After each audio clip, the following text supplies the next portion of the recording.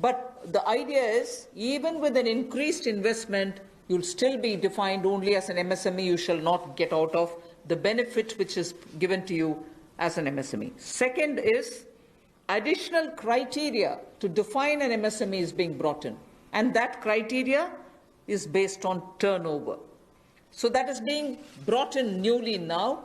Earlier it was only investment size. Now investment size and or additional turnover size is being brought in. And earlier the distinction which prevailed between manufacturing unit, and therefore their definition was on slightly different account. Service units, their definition was on slightly different criteria. Now that differentiation between manufacturing and service MSME are being removed. Manufacturing MSME or service-based MSME shall all be defined similarly. And then, therefore, the chart that is there before you will tell you what was earlier and what is now. What was earlier defined with an investment of 25 lakh as micro unit will now have investment allowed till 1 crore. So they'll still be called a micro unit even if the investment is up to 1 crore. Now, in that, service investments of 10 lakhs were called as micro earlier. Now, because the distinction is removed, service also will have the benefit of being called a micro unit even if the investment is 1 crore. Over and above it, I did say that in addition to investment as a definitional criteria, we are bringing in the criteria of turnover also. So now your investment can be up to 1 crore and your turnover can be up to 5 crore. You shall be called as micro.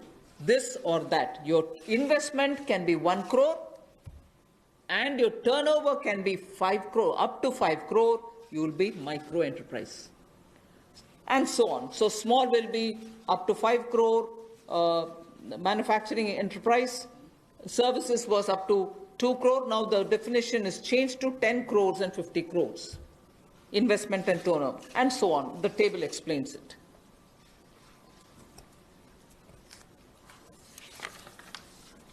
सूक्ष्म लघु मध्यम उद्योग में इसकी परिभाषा में कम दहलीज होने के कारण ये लगातार संकट रहता था कि अगर हम इससे बाहर जाएंगे तो हमें जो हमारे बेनिफिट्स मिलते हैं, लाभ मिलते हैं, उससे हाथ धोना पड़ेगा।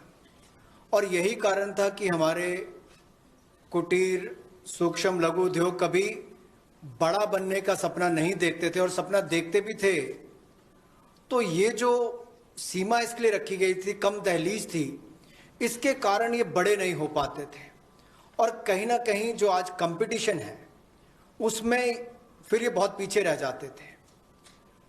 वर्षों लंबित मांग है, वर्षों से मैं सुनता आ रहा हूँ, चौथी बार एमपी बन गया, कब से शुरू हो रही, आज तक वही मांग है। मैं धन्यवादी हूँ प्रधानमंत्री मोदी जी ने इस पर ये कदम उठाने के लिए कहा है। और जो पहले क्राइटेरिया था कि मैन्युफैक्चरिंग यूनिट जो है वो 25 लाख से कम इन्वेस्टमेंट की होगी तो माइक्रो में आएगा, और सर्विस एंटरप्राइजेज जो थी वो 10 लाख तक की अगर उसने इन्वेस्टमेंट की होगी तो माइक्रो में आएगा।